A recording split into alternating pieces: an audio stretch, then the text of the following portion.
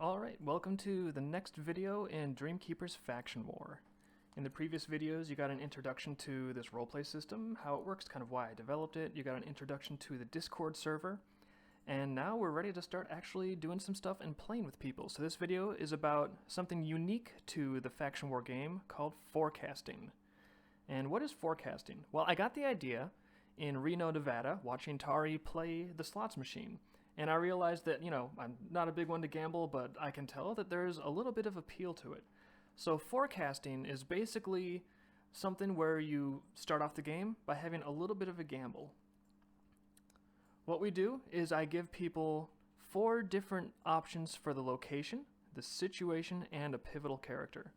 So in addition to having sort of like just a fun little gambling mechanic, this is also something that is really good at providing a teaser for the upcoming scenario, because then players, they're looking at the possibilities and they're thinking, oh, well, which one of these is going to be, which combination of things, and that just gets the mind sort of focused on what might be happening, and it just gets people kind of in the zone for the game.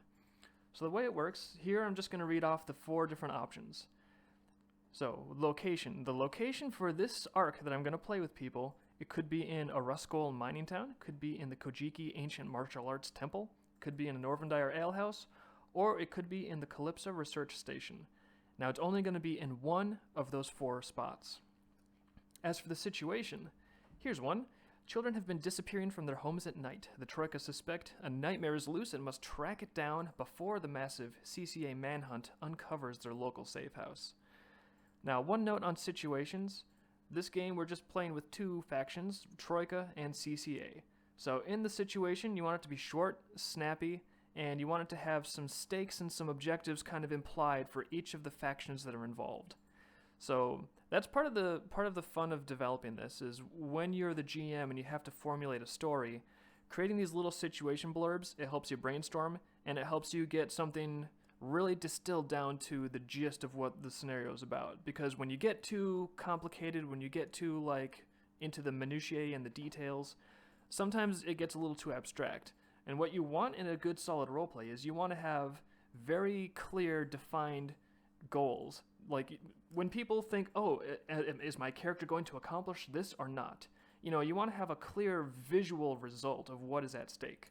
So the situation for you as a game developer is a really good place to formulate some things that people can really visualize what would happen if we succeeded, what would happen if we failed, what's at stake. And again, these serve as really nice hooks to get people into the game. So the first possibility for a situation was disappearing kids, there might be a nightmare loose. The second situation possibility I tossed out there, a fugitive has just broken free of prison, a fugitive with legendary skills. The CCA must recapture him at all costs, whereas the Troika aim to acquire an invaluable recruit. The third situation possibility, the CCA, that's a Central City Authority, the CCA have captured a man believed to be a mass murderer, and to satisfy a district on the verge of massive revolt, they have received legal clearance for a public execution. The CCA goal is to fulfill this task and prevent riots from forming, but the Troika know this man is innocent, and one of their own. They must rescue him or prove his innocence, riots or not. And the last situation possibility, a secret Troika gun factory has just been dismantled and hidden by a traitor.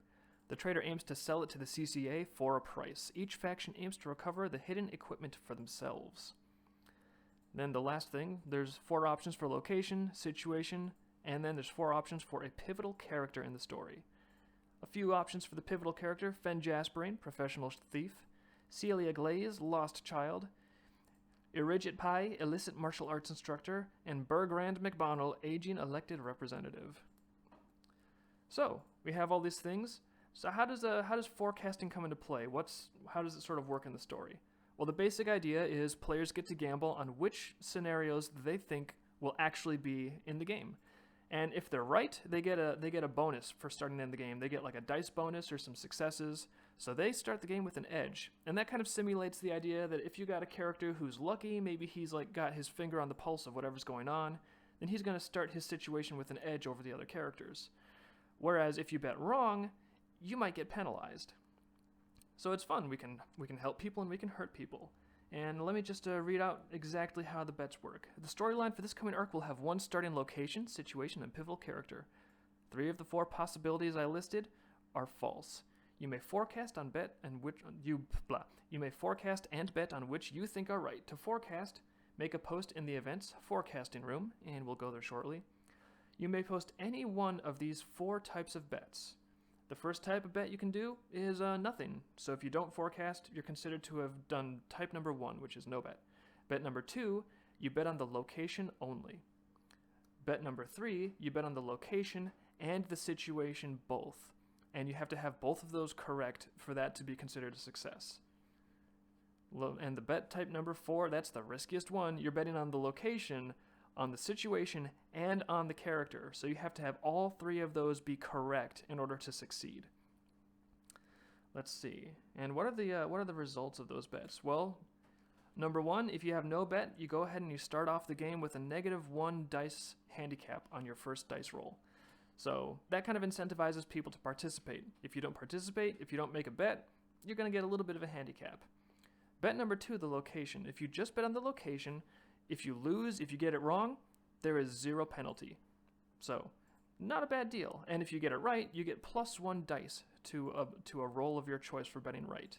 And we've decided that the dice rolls, the bonuses that you win, if you win something, you can use it on any roll in the entire story arc, as long as you declare before you roll that you're using that bonus.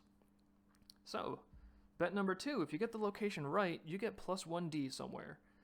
Now for bet number 3, location situation combined, if you get that wrong, then you get -1 success for a loss. But if you get it right, you get +3 successes. And as you can tell, the more risk you get, the more the penalties and rewards rise. So the last bet, location, situation, and character, if you go for that, if you go for those long odds and you lose, you're going to get -3 successes.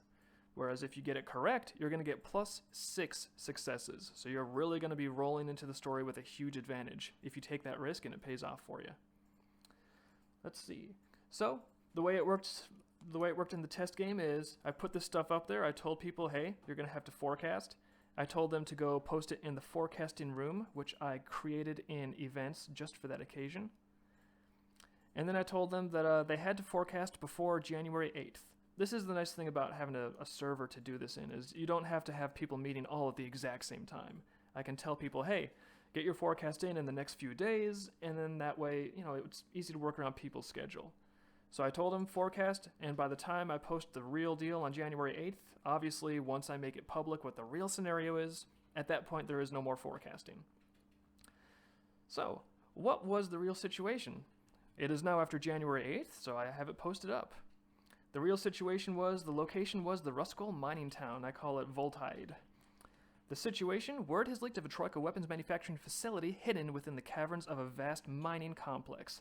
The leaker intends to turn it over to the CCA for a price, and the pivotal character is Celia Glaze, the daughter of local Inspector General Darren Glaze, and she has gone missing under disturbing circumstances. So let's go over to forecasting, and let's see how people did. You can see, obviously, people forecast before January 8th, before they knew what was going to happen. And we had a lot of people that were betting, like bet number 4, where you have to bet on location, situation, and character. And oh man, the closest one, KC12, he got 2 out of the 3 right, but unfortunately, he didn't get them all right. So everyone that went for it, everyone that went all out on bet 4, they failed, so we got a lot of people getting -3 successes right in that first episode coming up. So that's going to hurt them. We did get some people that were betting and winning. We got people that were betting on just the location. A couple people bet that it was going to be a Ruskell mining town, and they're going to go in there with an advantage. So that is forecasting. People bet on what they think it's going to be, and if they are correct, they're going to get an advantage, and if they're incorrect, they might get burned pretty bad. And I think the precise way I'm going to update the rules sheet is, the penalties, they hit you right away in episode 1. So if you got penalties, you're going to start off with just an instant handicap.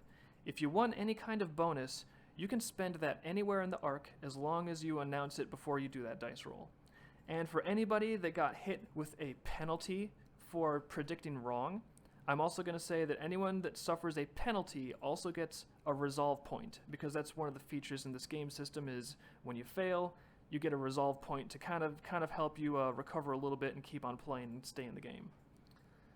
All right, so that's forecasting. That's how it works. And then once you announce the location and situation and stuff, after that you can elaborate a little bit, and that's fun. So let's go and look at the elaboration I gave people heading into episode 1, because forecasting happens right before episode 1 of the story arc. So, the economy of Voltide is bolstered by one monolithic mining consortium, Praxis Industries. Their deep network of caverns has been in use for generations, forming a dense subterranean web of tunnels and crevices. There, metals with rare properties are mined for use in the many advanced spring-based mechanics popular throughout Anderuna. And word has just come to local Inspector General Darren Glaze that something else lies buried but active below. A leaker claims inside information regarding an advanced and illegal weapons manufacturing plant embedded somewhere underneath Voltide. Darren has immediately notified 2 people, the head of Praxis Industries, an ice blue vixen named Carolus Vega, and his local CCA station chief. Carolus Vega has frozen access to all of the sprawling Praxis facilities, even barring local law enforcement. The CCA, moving quickly, is sending a crack team to Voltide to make contact with the leaker and recover the alleged manufacturing equipment. And in the midst of this, Darren Glaze's 5-year-old daughter has suddenly gone missing from her schoolyard. One thing that is not missing from the schoolyard, the mutilated body of her playmate. And so that is the basic situation leading into episode 1. And this is where characters are going to be starting out. Some of them are going to have an advantage. Some of them are going to have a disadvantage from that forecasting. Dice rolls are going to start occurring. And that's what the next video is going to be showing you, how episode 1 went. I've already given insider info to each faction. So the CCA knows some things in this scenario that the Troika doesn't know, and the Troika knows some things in this scenario that the CCA does not know. So each faction kind of has their own insider info, and we're going to go forward and have some fun. So that is how forecasting works in Faction War, and I hope you guys are having a good time, and I hope if you are listening to these videos and sort of like trying to learn how you can host your own faction game or be one of the game managers, that you're kind of like getting a feel for how it works. And I'm having fun. I think the players are having fun, and we will see you next time.